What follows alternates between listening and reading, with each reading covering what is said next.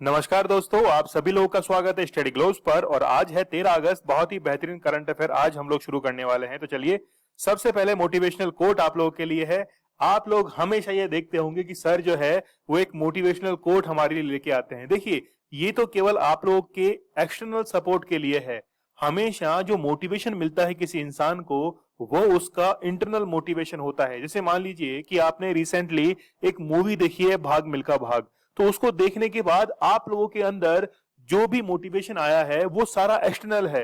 वो मूवी देखने के 2-3 घंटे बाद, 1 या 2 दिन बाद में वो खत्म हो जाता है। लेकिन जब किसी इंसान के अंदर अंदर की ललक होती है, इंटरनल मोटिवेशन होता है, तो वो इंसान हमेशा लक्ष्य जरूर हासिल करता है। तो जिंदगी में हम कितने सही और कितने गलत हैं, ये सिर्फ दो ही शख्स जानते हैं। एक तो है परमात्मा और दूसरी है अपनी अंतरात्मा। आपने अपनी अंतरात्मा से जितनी मेहनत की है, आपको उतना ही मिलेगा। तो कभी जब शांत बैठें, अकेले बैठें, तो अंतरात्मा से पूछना कि आपने क्या उस एग्जाम की पूरी तैयारी कर ली है। और यदि आपका रिजल्ट फेलियर के अंदर कन्वर्ट हो जाता है, तो आप लोग जरूर पूछना अपनी अंतरात्मा से कि क्या आपने पूरी मेहनत से वो तैयारी की थी या नहीं की थी।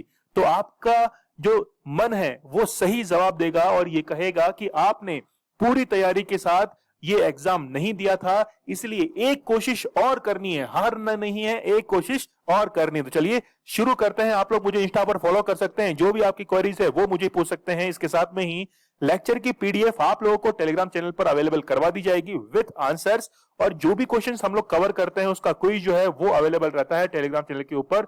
तो आप लोगों को उसे अटेम्प्ट जरूर करना है। इसके साथ में ही मैंने आप लोगों से सजेशंस मांगे थे करंट अफेयर के सेशन में। एक तो मैं जल्द ही स्टैटिक जीके जो है वो इंक्लूड करने वाला हूं।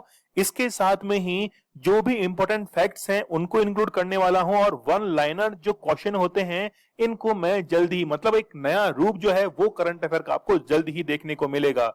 ठीक है, तो चलिए शुरू करते हैं। और आप लोग मुझे सजेशंस दे सकते हैं। 13 अगस्त के बहुत ही बेहतरीन करंट अफेयर को हम लोग शुरू करते हैं पहले क्वेश्चन के साथ में। बैंकिंग धोखाधड़ी जागरूकता अभियान के लिए आरबीआई द्वारा किसको चुना गया है। तो रिसेंटली आपको पता होगा कि नीरज चोपड़ा जो है, इनकी किस्मत जो है वो सिरमौर है। भारत का जो है वो ये लाडला है। गोल्ड मेडल इन्होंने जीता है और पूरे भारत का नाम रोशन किया है। और इस बार 7 मेडल जीतकर ओलंपिक के अंदर भारत ने कीर्तिमान हासिल किया है। इसलिए नीरज चोपड़ा को ये सारा सम्मान देना बनता है। ठीक है, तो बैंकिंग धोखाधड़ी जागरूकता अभियान के लिए आरबीआई के द्वारा नीरज चोपड़ा को चुना गया है। और इनके द्वारा वो कैंपेन शुरू किया जाएगा। जैसे आप लोग जानते होंगे कि एटीएम के थ्रू धोखाधड़ी की जाती है। जैसे बुजुर्ग लोग हैं, आज तो हम लोग इस चीज को समझ गए हैं, लेकिन जो बुजुर्ग लोग हैं वो नहीं समझ पाते हैं। उनके साथ में कोई इमोशनली बात करता है तो वो अपने डेबिट कार्ड की सारी डिटेल जो है वो उन फ्रॉड करने वाले को दे देते हैं।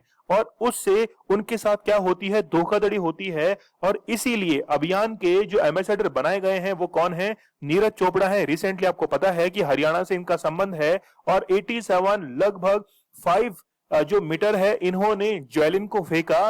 और ज्वेलिन थ्रो डे जो है वो भी सेलिब्रेट कब किया जाएगा, 7 अगस्त को किया जाएगा हर साल। जैसे हम लोग 29 अगस्त को सेलिब्रेट करते हैं as a national sports day, ठीक है, वैसे ही अब जो है वो 7 अगस्त को सेलिब्रेट किया जाएगा नेशनल ज्वेलिन थ्रो डे। तो आप लोग याद रखना। समझते हम लोग आगे। यहां आप लोग देख सकते हैं कि पब्लिक अवेयरनेस जो कैंपेन है, इसके लिए नीरज चोपड़ा को चुना गया है। और जो भी डिजिटल बैंकिंग होती है उनके फ्रॉड से बचने के लिए ये क्या करेंगे, एक जागरूकता अभियान चलाएंगे। यहां हम लोग समझ सकते हैं कि जब भी फ्रॉड होता है तो ओटीपी जो है वो मांगा जाता है, सीवीवी नंबर मांगा जाता है, या फिर एटीएम का पिन मांगा जाता है। इसलिए कहा जाता है कि आप एटीएम के जो पासवर्ड्स हैं, पिन नंबर जो हैं, इनको फ्रिक्वेंटली और इमीडिएटली जो है वो चेंज करते रहें। ठीक है, और जब भी ऐसा कोई फ्रॉड होता है तो आप एटीएम कार्ड को ब्लॉक करवाएं, क्रेडिट कार्ड को ब्लॉक करवाएं, डेबिट कार्ड को ब्लॉक करवाएं। हम लोग ये समझेंगे अभी कि what is difference between debit card and credit card. इसके साथ में जो भी आपका जो अकाउंट है वो हैक हो गया है या आपका कार्ड जो है वो स्टोलन हो गया है, तो इसकी इंफॉर्मेशन जो है वो बैंक के अंदर जरूर जल्द से जल्द दें। यहां हम लोग समझ सकते हैं कि जब भी आप लोग एटीएम कार्ड का यूज करते हैं तो वहां लिखा रहता है मास्टर कार्ड, वीजा कार्ड। देखिए, ये समझिए, बहुत ही इंपॉर्टेंट कंसेप्ट है। यहां पर मान लीजिए कि ये बैंक है, यहां पर आप हैं, तो आप जो है वो बैंक से ट्रांजैक्शन करना चाहते हैं, बैंक आपको पैसे जो है वो ट्रांसफर करना चाहता है, लेकिन एक सिक्योर ट्रांसफर हो, इसीलिए थर्ड पार्टी को इसमें इंक्लूड किया जाता है। Third party as a Mastercard जो है या फिर वीजा कार्ड वो इंक्लूड होते हैं, एक प्राइवेट एजेंसी है ये, ताकि ये जो ट्रांजैक्शन है between bank to customer and customer to bank ये सिक्योर हो सके, इसीलिए ये जो कंपनीज हैं ये इसके लिए चार्ज करती हैं। यदि मान लीजिए कि ये जो फॉरेन की कंपनीज हैं इनकी जगह कोई भारत की कंपनी हो तो फिर कैसा रहेगा। जैसे फॉरेन की कंपनीज हैं, वीजा है, मास्टर कार्ड है, मैस्ट्रो है, इसके साथ में अमेरिकन एक्सप्रेस है, तो ये सब क्या है, फॉरेन की है। लेकिन ये जो चार्ज ये लोग काट रहे हैं ये भारत के अंदर ही सिक्योर हो जाए, यहां पर ही सेव हो जाए, इसके लिए यहां पे आप लोग देख सकते हैं कि रुपे कार्ड जो है उसको लॉन्च किया गया था। और यहां पर रुपे कार्ड मतलब कि जो भी ट्रांजैक्शन होगा वो भारत की कंपनीज के द्वारा मतलब गवर्नमेंट के द्वारा ही किया जाएगा, उसको सेफ और सिक्योर बनाया जाएगा। तो भारत का पैसा जो है वो भारत के अंदर ही रह जाएगा। रुपे कार्ड को सबसे पहले जो लॉन्च किया गया था वो सिंगापुर में, फिर भूटान में, यूएई, बहरीन और सऊदी अरब, तो टोटल 5 कंट्रीज के अंदर अब तक रुपे कार्ड जो है उसको लॉन्च कर दिया गया है। चलिए यहां पे हम लोग देख सकते हैं कि रिसेंटली 13 जुलाई 2021 की ये न्यूज है कि भीम यूपीआई जो है इसकी सर्विसेज को रिवेल किया गया, कहां पर, भूटान के अंदर। भूटान की कैपिटल है थिम्फू और यहां पर ही रिसेंटली भीम यूपीआई जो है इसकी सर्विसेज को प्रोवाइड कराया गया था। अब हम लोग समझने की कोशिश करते हैं कि what is difference between debit card and credit card. देखिए डेबिट कार्ड जो है वो क्रेडिट कार्ड की जगह यूज आ सकता है, लेकिन क्रेडिट कार्ड जो है वो एज ए डेबिट कार्ड कभी भी यूज नहीं कर सकते हैं। फर्स्ट डिफरेंस तो यही है, ठीक है। यहां पर नाम से ही हमको पता पड़ रहा है कि डेबिट कार्ड है। डेबिट कार्ड मतलब कि आपने पहले से ही बैंक में पैसा जमा कर दिया है, उसके बाद फिर उसको विड्रॉ कर रहे हैं। लेकिन क्रेडिट का मीन्स यही है कि आपने एडवांस के अंदर ओवरड्राफ्ट जो है वो करवाया है, आपने बैंक को पहले पे नहीं किया है, बाद में आप पे करेंगे, मतलब 30 दिन का समय जो है वो इसमें दिया जाता है, ठीक है। तो दोनों के अंदर ये डिफरेंस है क्रेडिट कार्ड और डेबिट कार्ड के अंदर, ठीक है। तो दोनों के डिफरेंस को आप लोग जरूर समझिएगा। फिर देखिए कि एक हम लोग हमेशा गलत टर्म जो है उसको यूज करते हैं। जैसे मान लीजिए पेट्रोल पंप पर गए हैं, मार्केट के अंदर गए हैं, तो हम लोग स्वैप मशीन बार बार कहते हैं, लेकिन ये गलत टर्म है। आप लोगों को कहना चाहिए कि पीओएस मशीन जो है वो लेकर आइए, ठीक है। इसकी फुल फॉर्म होती है point of scale, point of sale जो है ये इसकी फुल फॉर्म होती है। और वन डे एग्जाम के अंदर ये क्वेश्चन जो है वो बहुत ही फ्रीक्वेंटली पूछा जाता है, क्योंकि स्टूडेंट सोचता है कि ये तो एक स्वैप मशीन है, लेकिन स्वैप मशीन नहीं है, इसको पीओएस मशीन कहा जाता है, पॉइंट ऑफ सेल इसको कहा जाता है। चलिए हम लोग आरबीआई की बात कर रहे थे, तो आरबीआई की स्थापना 1 अप्रैल 1935 को की गई थी यंग हिल्टन कमीशन की सिफारिश पर। कोलकाता के अंदर इसको फाउंड किया गया था, लेकिन वर्तमान में इसका हेडक्वार्टर कहां है, मुंबई के अंदर हेडक्वार्टर है, और फाउंडर ब्रिटिश राज के अंतर्गत किया गया था। याद रखना यहां पर जो एक्ट काम करता है वो है 1934 का एक्ट। तो आरबीआई की स्थापना 1934 के एक्ट के तहत यंग हिल्टन कमीशन की सिफारिश पर की गई थी, और शक्तिकांत दास जो हैं वो वर्तमान में गवर्नर हैं। लेकिन 4 डेप्यूटी गवर्नर वो होते हैं आरबीआई के अंदर। रिजर्व बैंक ऑफ इंडिया, इसे बैंकों का बैंक कहते हैं, सेंट्रलाइज्ड बैंक कहते हैं। और यहां पर आप लोग 4 नाम देखिए स्टार्टिंग के, टी रविशंकर, एम रामेश्वर राव और एम डी पात्रा, एम के जैन, ये जो है 4 नाम, ये क्या हैं, डेप्यूटी गवर्नर्स के हैं। तो आप लोग फर्स्ट नेम जो है टी रविशंकर, इनका नाम जरूर याद रखना, एग्जाम के अंदर आएगा जरूर से, क्योंकि इन्होंने रिप्लेस किया है बीपी कानूनगो को, ठीक है। इसलिए ये जो है वो फ्रीक्वेंटली क्वेश्चन पूछा जाता है। चलिए एक यहां पर फैक्ट आप लोग देख सकते हैं कि रिसेंटली आरबीआई ने मॉनेटरी पॉलिसी जो है वो 2 दिन पहले ही रिलीज की है, और इस मॉनेटरी पॉलिसी के अंदर रेपो रेट और रिवर्स रेपो रेट को चेंज नहीं किया है, वो अनचेंज है। और यहां पर आप लोग देख सकते हैं कि जो रेपो रेट है वो कितनी है, 4% है, और रिवर्स रेपो रेट हमेशा कम होती है, उसको डिसाइड कितना किया गया है, वो है 3.35%, वो भी अनचेंज है। मैं आप लोगों को ऑलरेडी रेपो रेट और रिवर्स रेपो रेट की सारी डेफिनेशंस बता चुका हूं। यहां पर एक आप लोग टर्म समझिए, एमएसएफ, और बैंक रेट ये भी मैंने बताई थी, लेकिन वापस से समझिए एमएसएफ जो है वो कहलाता है मार्जिनल स्टैंडिंग फैसिलिटी, और ये दोनों जो हैं वो इक्वल होती हैं। तो एमएसएफ उसे कहा जाता है जब सडन किसी बड़ी कंपनी को लोन की जरूरत पड़ती है और वो एक या दो दिन के लिए एक ह्यूज अमाउंट के अंदर हाई इंटरेस्ट पर जो लोन लेता है उसे ही एमएसएफ कहा जाता है। जबकि बैंक रेट जो है वो रिजर्व बैंक आपकी जो जमा राशि होती है बैंक की, कमर्शियल बैंक की, उस पर जो भी डिस्काउंट काट कर देता है, जिस रेट पर देता है वो बैंक रेट कहलाता है। चलिए, एटीएम में कैश खत्म होने पर बैंकों को कितने रुपए का दंड देना पड़ेगा?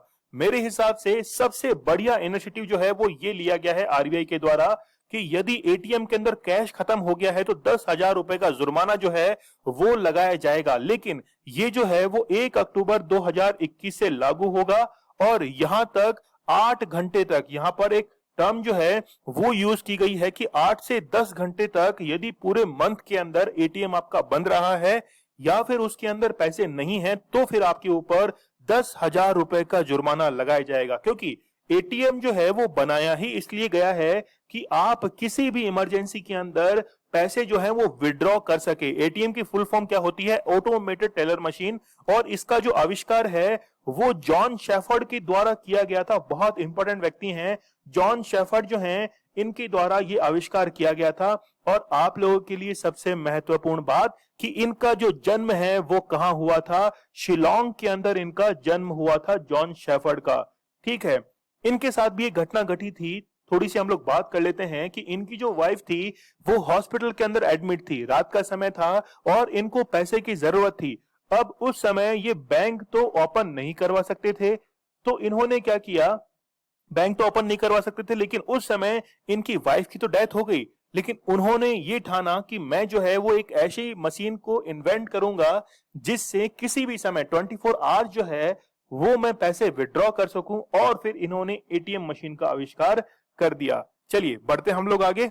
यहां आप लोग देख सकते हैं there may have been instances when you are in need of money but came out the ATM. तो एटीएम जो है वो क्या हो गया है?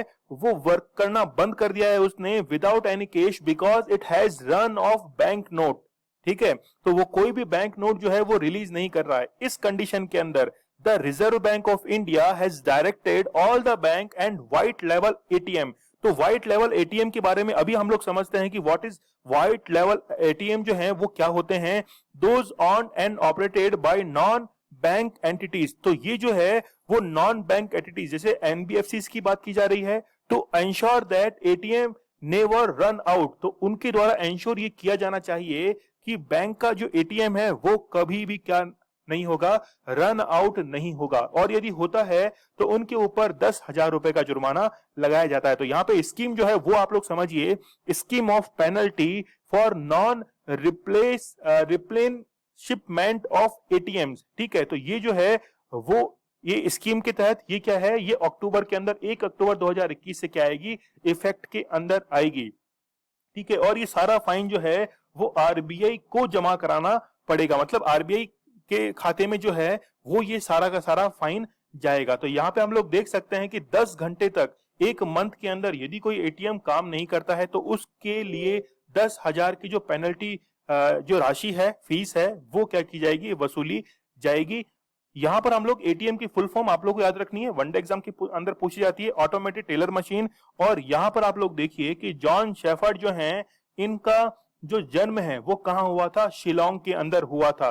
अभी मैं आप लोगों को समझाने की कोशिश कर रहा था कि what is white level ATM.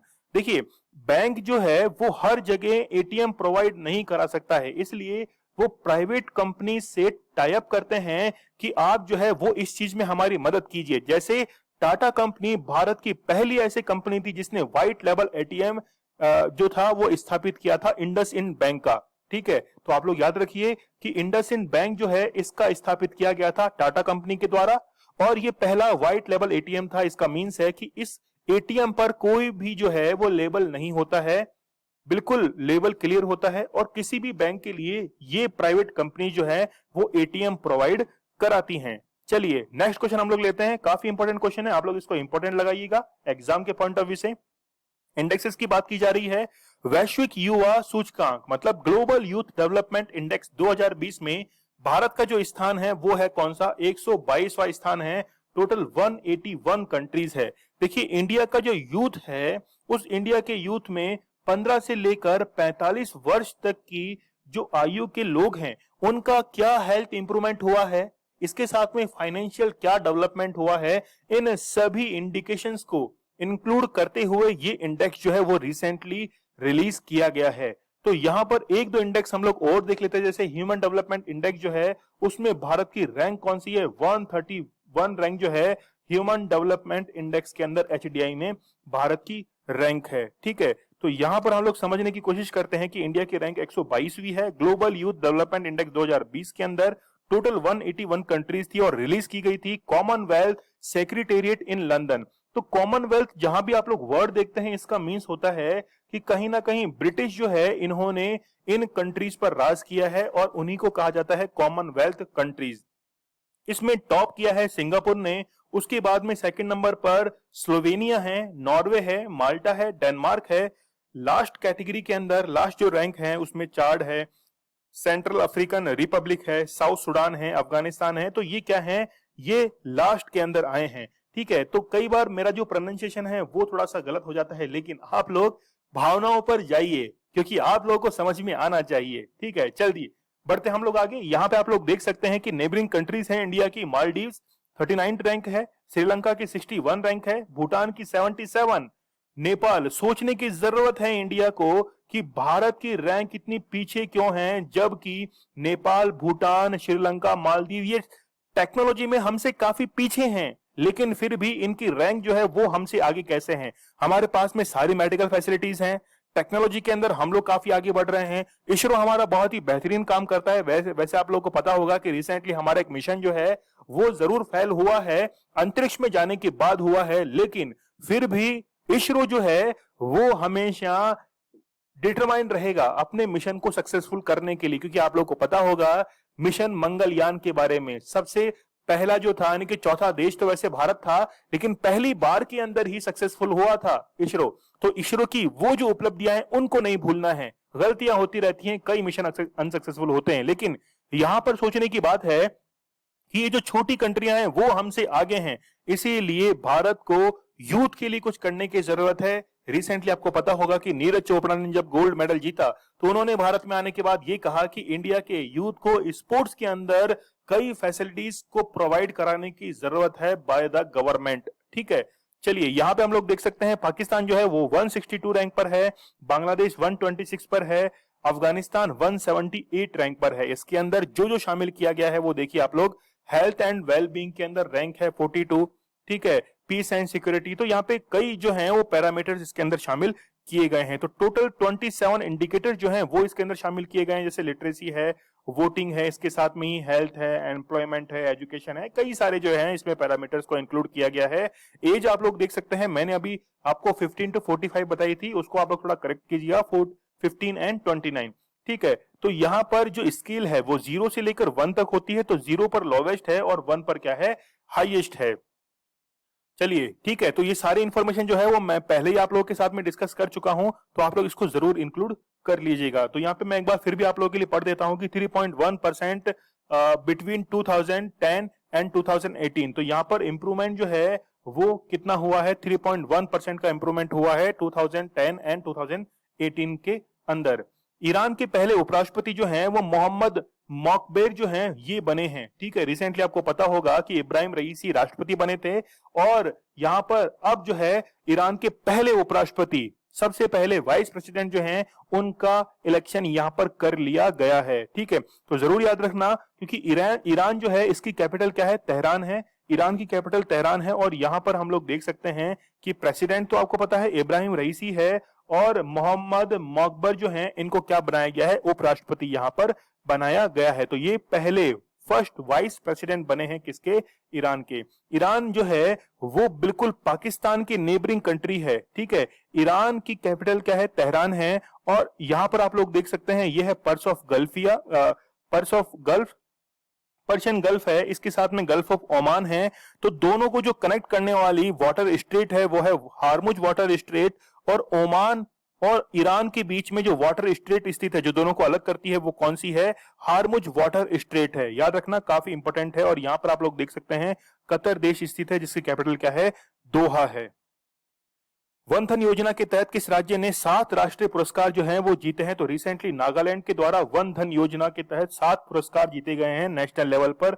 One धन योजना को समझिए, वनों से यदि कोई भी व्यक्ति धन को कमाता है, इस योजना को कहा जाता है वन धन योजना। जैसे हम लोग बात करें, यहां पर आप लोग देख सकते हैं कि वन धन विकास केंद्र से कौशल उन्नयन और क्षमता निर्माण का प्रशिक्षण मिलेगा। इसके साथ में ही 300 व्यक्ति जो हैं इनको प्रशिक्षण किया जाएगा।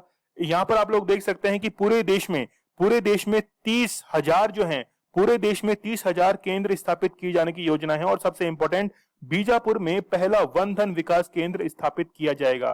ठीक है, तो बीजापुर के अंदर पहला वन धन विकास केंद्र जो है वो स्थापित किया जाएगा।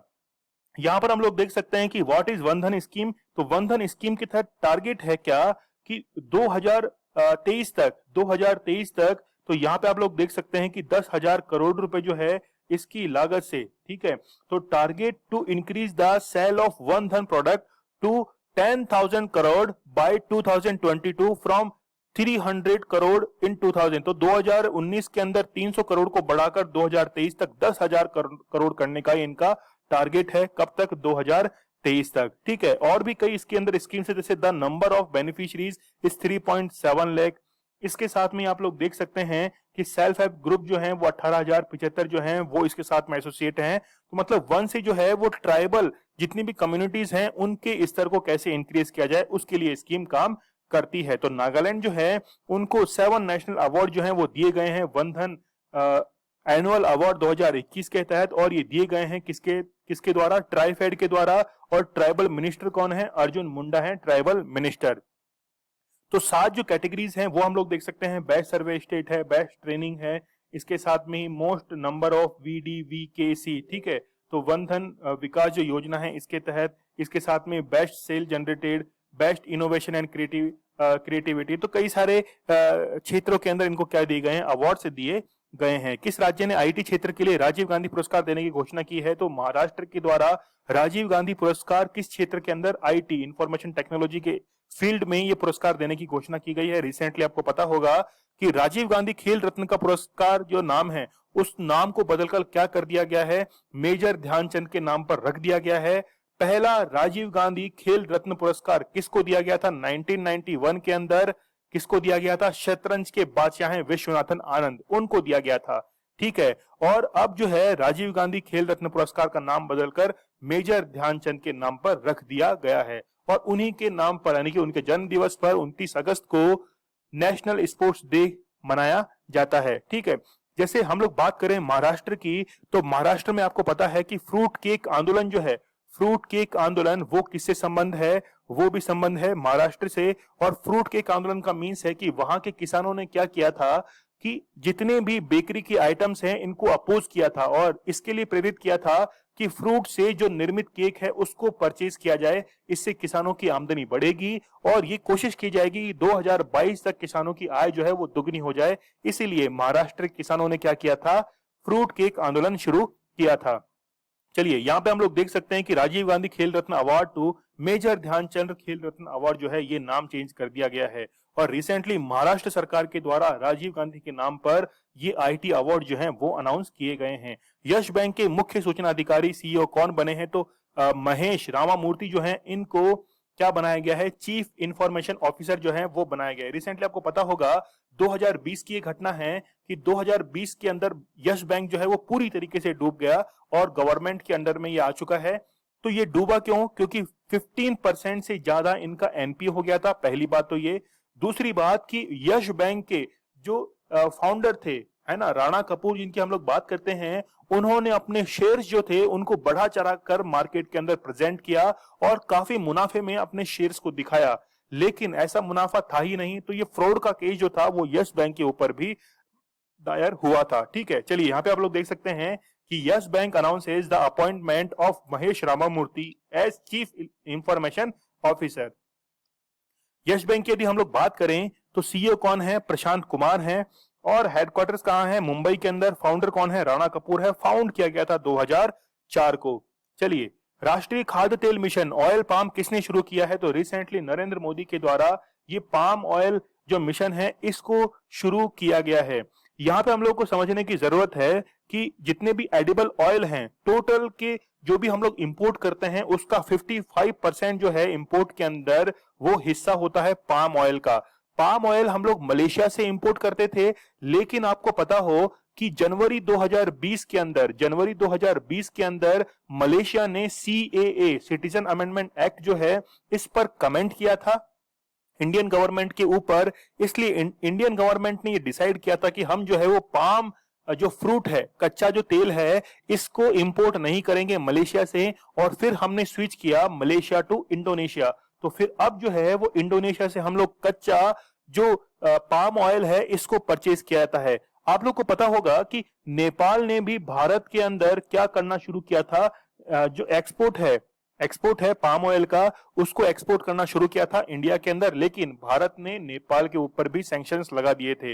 रिसेंटली आपको पता होगा कि श्रीलंका की यदि हम लोग बात करें तो श्रीलंका ने पाम ऑयल के जो पाम के जो ट्रीज होते हैं, पाम के जो ट्रीज हैं, इनको क्या कर दिया है, बैन कर दिया है, क्योंकि बायोडाइवर्सिटी इनसे खराब हो रही थी। हर जगह जो है वो पाम के ट्रीज देखने को मिल रहे थे। तो रिसेंटली राष्ट्रीय खाद्य तेल मिशन पाम ऑयल जो है वो शुरू किया गया है नरेंद्र मोदी के द्वारा। यहां पे हम लोग देख सकते हैं, reduce the countries dependency on edible oil import, prime minister Narendra Modi on Monday announce A national mission on edible oils. ठीक है, तो यहाँ पे with an investment of 11,000 crore जो है वो इसके अंदर इन्वेस्टमेंट किए जाएंगे इसको बूस्ट करने के लिए। तो जितना भी हम लोग इंपोर्ट करते हैं उसका 55% जो है वो क्या किया जाता है, पाम ऑयल को हम लोग इंपोर्ट करते हैं। तो यहाँ पे आप लोग देख सकते हैं ये पाम फ्रूट है, पाम फ्रूट छोटे कंडीशन में आप लोग देख रहे हैं। फिर जब ये पूरा पक जाते हैं तो फिर इनसे क्या किया जाता है, ऑयल जो है वो एक्सट्रैक्ट कर लिया जाता है। तो ये पाम के क्या है, ये फ्रूट्स हैं। देखिए यहाँ आप लोग देख सकते हैं कि भारत ने मलेशिया को क्या किया था, वो बैन किया था, क्योंकि मलेशिया ने कश्मीर के अंदर सीए जो थे, इसके ऊपर क्या किया था, क्रिटिसिज्म किया था। सिटीजन अमेंडमेंट एक्ट पर इन्होंने क्रिटिसिज्म किया था, इसलिए मलेशिया को हमने क्या कर दिया था, बैन कर दिया था। लेकिन आगे देखिए कि Sri Lanka to ban palm oil import, ठीक है, क्योंकि इन्होंने क्या किया कि जो भी प्लांटेशन है उसको क्या कर दिया था, बंद कर दिया था श्रीलंका के अंदर, क्योंकि यहां से बायोडाइवर्सिटी जो है वो काफी ज्यादा नुकसान पहुंच रहा था। भारतीय वायुसेना ने कहां पर दुनिया का सबसे ऊंचा mobile air traffic control tower का निर्माण किया है? तो रिसेंटली लद्दाख के अंदर ये जो टावर है मोबाइल एयर ट्रैफिक कंट्रोल, इसको स्थापित किया गया है। आपको पता होगा कि लद्दाख के अंदर भारत का सबसे ऊंचा जो पठार है, प्लेटू लद्दाख का पठार, वो यहीं पर ही स्थित है। ठीक है, तो काफी इंपोर्टेंट क्वेश्चन है। और यहां पर आप लोग को पता होगा कि सबसे ऊंची सड़क जो है वो भी लद्दाख के अंदर ही निर्मित की गई है। लद्दाख एक क्या है, यूनियन टेरिटरी है। भारत के अंदर कितनी यूनियन टेरिटरीज हैं? यूनियन टेरिटरीज हैं 8। कौन कौन सी है?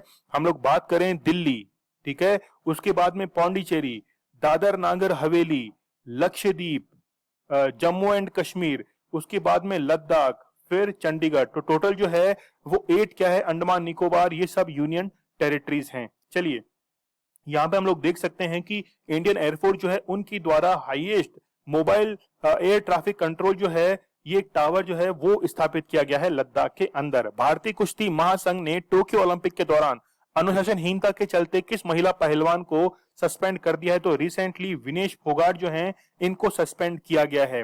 देखिए बेलारूस की जो रेसलर हैं उनके साथ में फाइट हुई, और फाइट के बाद में इन्होंने जो भी इंडिया का जो ग्रुप था, जहां पे जिस फ्लोर पे रह रहा था, उनके साथ इन्होंने रहने से मना कर दिया। और इनका ओपिनियन ये था कि मुझे कोविड ना हो जाए, और कोविड होने के बाद मुझे खेलों से बाहर निकाल दिया जाएगा, इसीलिए मैं जो है वो एक अलग फ्लोर पर जाके रहूंगी। लेकिन यहां पर इनका जो ओपिनियन था ये गलत निकला, क्योंकि वो सारे खिलाड़ी इन्हीं के साथ तो इंडिया से गए थे, लेकिन फिर भी इन्होंने अलग रहना पसंद किया, और इसी के चलते इनको क्या कर दिया गया है, सस्पेंड कर दिया गया है। तो यहां पर देखिए, did not stay at Olympics village, refuse to wear a wrestling singlet. इसके साथ में ही यहाँ पे with the team sponsors logo, तो जितने भी लोगोस हैं इनको इन्होंने स्पॉन्सर करना, मतलब जैसे मान लीजिए कोई कपड़ा है या फिर कोई शूज है, कुछ भी इनको जो पहनना है उस पर कोई लोगो है, तो इन्होंने इनको क्या कर दिया, उसको रिफ्यूज जो है वो करना शुरू कर दिया। ठीक है, चलिए कौन सा ऐप विश्व भर में सबसे ज्यादा बार डाउनलोड किया जाने वाला ऐप बन गया है? तो रिसेंटली जो है टिकटॉक जो है सबसे ज्यादा डाउनलोड किया जाने वाला ऐप बन गया और सबसे ज्यादा यूएसए के अंदर इसको डाउनलोड किया गया।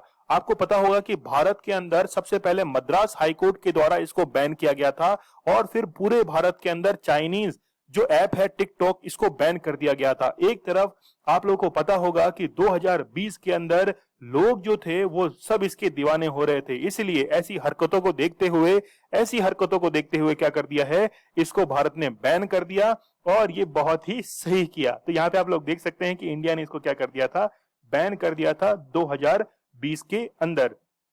ठीक है, तो चाइनीज वीडियो शेयरिंग ऐप जो है टिकटॉक, ये वर्ल्ड मोस्ट डाउनलोडेड ऐप है 2020 के अंदर और सबसे ज्यादा अमेरिका के अंदर इसको क्या किया गया था, यूएस के अंदर इसको डाउनलोड किया गया था, क्योंकि कंटेंट जो था वो थोड़ा सा इस पर आपत्तिजनक था, इसीलिए इसको क्या कर दिया गया था, भारत के अंदर बैन कर दिया गया था। किस हवाई अड्डे को दुनिया का सर्वश्रेष्ठ हवाई अड्डे का खिताब दिया गया है? तो रिसेंटली जो है हमाद इंटरनेशनल एयरपोर्ट कतर के अंदर स्थित है और यहाँ की फैसिलिटीज इसके साथ में इको फ्रेंडली सिस्टम जो था वो इनके द्वारा अपनाया गया और इसीलिए बेस्ट एयरपोर्ट का अवार्ड इनको दिया गया। कतर की लोकेशन हम लोग देख सकते हैं, पहले भी मैंने आपको मैप में दिखाया था कि ईरान के बिल्कुल नीचे है, पर्शियन गल्फ के अंदर, और कतर जो है वो कहां पर, बिल्कुल छोटा सा देश आप लोग देख रहे हैं, काफी अमीर देश है और यहाँ पर क्या होता है, ऑयल का प्रोडक्शन भी काफी ज्यादा होता है। यहाँ पर आप लोग देखिए कि ये है इसकी लोकेशन, इसके नेबरिंग कंट्री सऊदी अरब है, इसके साथ में ही यहाँ पर आप लोग देख सकते हैं यूएई है, फिर थोड़ा सा ओमान इससे दूर है, पर्शियन गल्फ के अंदर ये स्थित है। चलिए बेस्ट एयरपोर्ट जो है वो दिया गया है किसको, हमाद इंटरनेशनल एयरपोर्ट को, जो कि कतर के अंदर स्थित है। भारतीय नौसेना ने किस देश की नौसेना के साथ प्रथम अल मोहम्मद अल हिंदी 2021 नौसेना अभ्यास जो है वो किया है? तो सऊदी अरब के साथ में ये युद्धाभ्यास किया गया है और 9 अगस्त 2021 को ये युद्धाभ्यास किया गया था India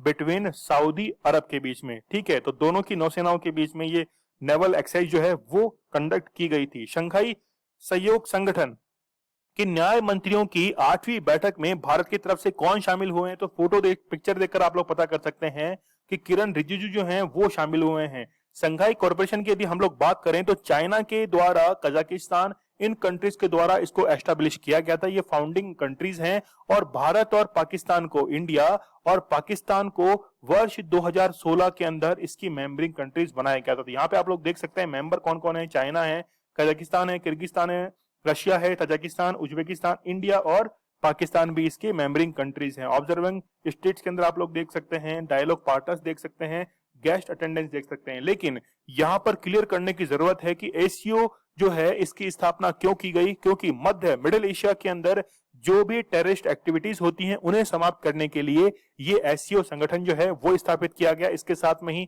economic development middle Asia कैसे किया जाए, इसके उद्देश्य के साथ ही एससीओ की स्थापना की गई थी। तो यहाँ पे हम लोग जो इसकी मेंबरिंग कंट्रीज है वो हम लोगों ने देख लिया और 8 जो सेशन है इसके अंदर पार्टिसिपेट किया है किरण रिजिजू ने, जो कि 4 और 5 अगस्त को क्या करवाया गया था, कंडक्ट करवाया गया था। द अर्थ स्पिनर नामक पुस्तक लॉन्च की गई है। यह पुस्तक जो है वो किसके द्वारा लिखी गई है? तो अनुराधा रॉय जो है इनके द्वारा ये पुस्तक लिखी गई है। काफी इंपोर्टेंट बुक है, आप लोग जरूर याद रखना। In the book Roy delves into the life and mind of Elgo the Potter who must navigate complicated and impossible love। ठीक है, तो थोड़ा सा ये जो है वो कैसी है, आप लोग समझ रहे होंगे कि किस तरफ जो है वो डायरेक्शन के अंदर ये बुक है, लेकिन काफी जो है इंपॉर्टेंट बुक है, आप लोग जरूर इसको याद रखिएगा। 12 अगस्त के बेहतरीन करंट अफेयर को हम लोग एक बार रिवाइज कर लेते हैं। किस खिलाड़ी के सम्मान में 7 अगस्त को भाला फेंक दिवस जो है वो मनाया जाएगा? वो है नीरज चोपड़ा। संयुक्त राष्ट्र सुरक्षा परिषद की डिबेट की अध्यक्षता जो है वो नरेंद्र मोदी के द्वारा की गई है। विश्व शेर दिवस जो है वो 10 अगस्त को मनाया जाता है। एंथ्रेक्स निमोनिया का केस जो है वो चाइना के अंदर पता लगाया गया है। काकोरी कांड का नाम बदलकर उत्तर प्रदेश सरकार के द्वारा क्या कर दिया गया है, काकोरी ट्रेन एक्शन कर दिया गया है। आर्टिफिशियल इंटेलिजेंस जो है इसको पेटेंट देने वाला पहला देश साउथ अफ्रीका बना है। 127वां संविधान संशोधन विधेयक जो है वो पेश हो चुका है और इसके साथ में पास भी हो चुका है। मनसुख मंडाविया के अनुसार भारत में 6 रोग से 15 से 45 वर्ष की आयु के व्यक्ति कितने हैं? 65% हैं। आउट ऑफ पॉकेट ट्रीटमेंट योजना जो है वो किस राज्य सरकार की है? तो वो कौन सी है? मेघालय राज्य सरकार की है। 8 अगस्त 2021 को किस राज्य ने हरेली त्योहार जो है वो मनाया है? तो वो है छत्तीसगढ़। किस राज्य के मुख्यमंत्री ने ई नगर मोबाइल ऐप जो है वो लॉन्च किया है? तो वो है Gujarat. How the earth got its beauty, ये बुक जो है वो सुधा मूर्ति के द्वारा लिखी गई है। इंटीरियर ब्रांड होमलैंड के जो पहले ब्रांड एम्बेसडर बने हैं वो कौन है? महेंद्र सिंह धोनी हैं। हाल ही में इंटरनेशनल गवर्नेंस फोरम 2021 की मेजबानी किसके द्वारा की जाएगी? तो इंडिया के द्वारा उसकी मेजबानी की जाएगी। हाल ही में अनुपम शाम का निधन हुआ है, वह कौन थे? तो ये एक एक्टर थे। चलिए, ये कल का हमारा स्टडी ग्लोस क्वेश्चन था कि ट्रांसजेंडर व्यक्तियों के लिए नौकरी आरक्षित करने वाला पहला राज्य जो है वो कौन सा बन गया है? तो पहला राज्य कौन सा बन गया है? वो बन गया है कर्नाटक। ठीक है, बहुत इंपॉर्टेंट है। जबकि इलेक्शन का जो अधिकार है वो केरल गवर्नमेंट के द्वारा दिया गया था। हाल ही में किस देश में आपातकाल को 2 साल के लिए बढ़ा दिया गया है? तो ये आज आप लोगों के लिए स्टडी ग्लोस क्वेश्चन है। इस क्वेश्चन का आंसर मुझे आप लोग कमेंट सेक्शन में देना मत भूलिएगा।